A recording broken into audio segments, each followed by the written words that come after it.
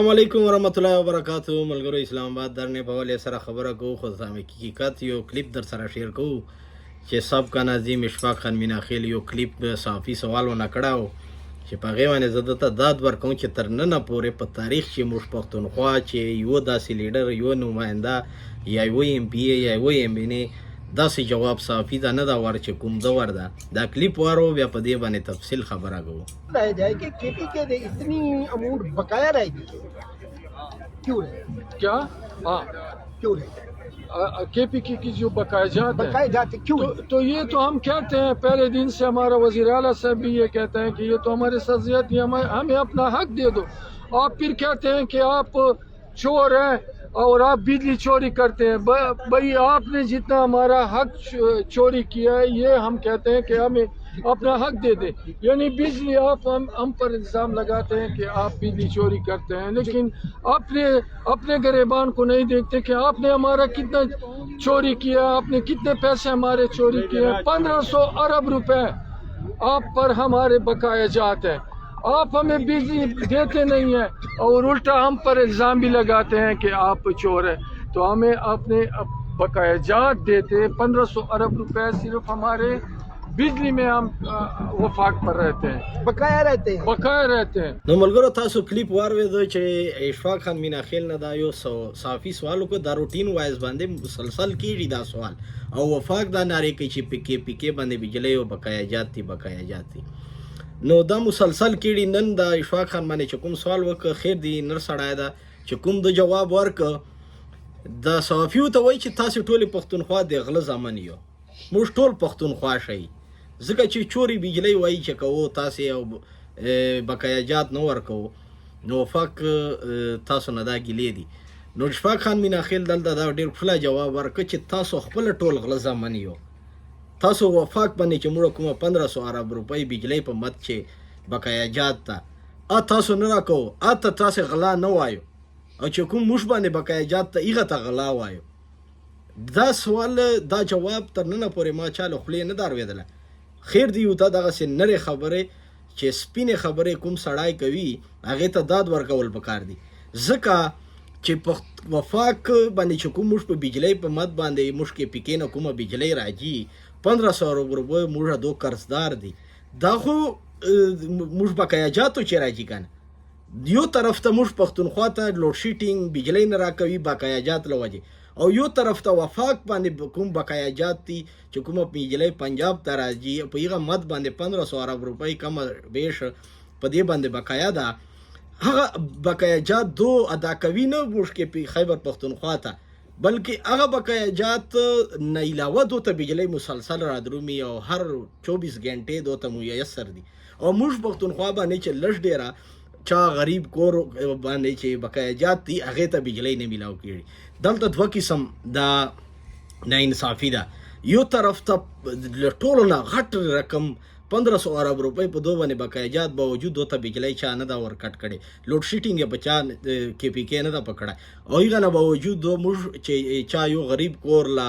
کمو پیش دیهات خلکو چې هلته لږ ډېر بقایا جات دي هغه له وجې موږ په ټولې پښتونخوا چې ورسره شهرو سمیت ټولو باندې بجلی دو تنور کړي دي بجلی بند دي بلکې شهر خلک خو بیلان هم ورکوي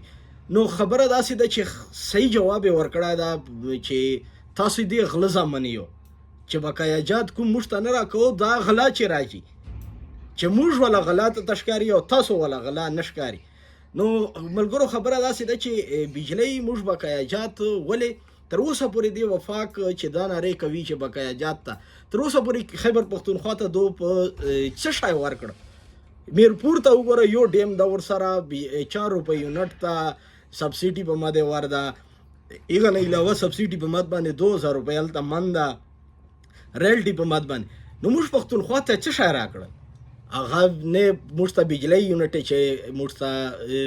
هغه راکړی ده ریلیف راکړی ده نه بل څه شي چې ریلیف راکړی ده او بجلی موږ والې دوی استعمالوي یو طرف ته میرپور ته ورکړه خو دلته کمی یې موږ ده چې موږ پښتانه ډېر خاموشه او موږ پښتانه په دې باندې نه روزو لکه څرنګه میرپور خلک آزاد کشمیر خلک رووتل او دې پر احتجاج وکړو نو دلته موږ کمیانې دي که چیرې دا کمیانې نه وي نو نن به دا خبره نه وه چې نن به ما اسلام آباد چې مشران لا به ما اشفاق خان دولا نور مشران خپل حق دپاره اسلام آباد چې نه ونه یوه طرف ته زه دې درنه خبره کوم چې سر نه چې کوم حد پورې دا اول خو موږ ته پکار دي چې دا سیمنټ فیکټرۍ موږ شاروېدلي دي او بچپن نه حقوق دي خوري حقوق دا خبرو باندې تر اوسه پورې موږ ته حقوق نه سره میلاو دا درنه چې په کار وی چې موږ دا سیمنټ فیکټرۍ ګیټ مخې ته کړی وی دلته چې نستی وی یو ګیټ مو باره نه پرېږدولی این اوټ مو بند کړی وی کوم بمبیار باندې راچولی هلته اسلام آباد چې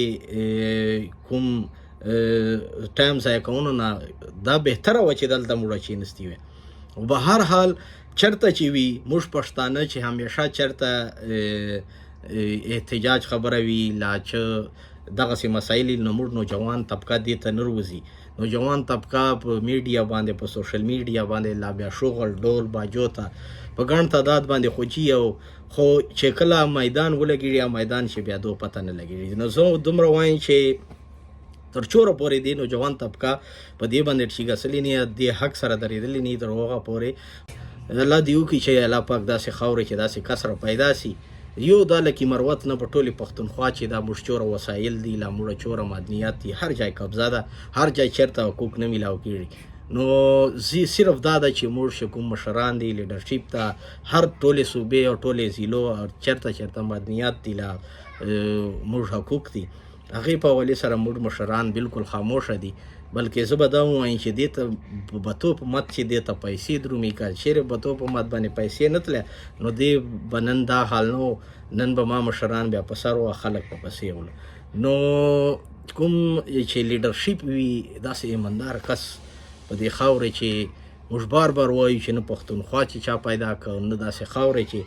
چرچیک سي او د خپلې ضلعې صوبې کوم موږ معدنیات دي هغې دپاره سټرګل او محنت شروع کړي لکه څرنګه میرپور چې آزاد کشمیر چې خپلې جان دپاره هغې پسې خو چوک مشر به و که نه چوک په سر خو به و ورته کړن ځکه عوام پسې وتلي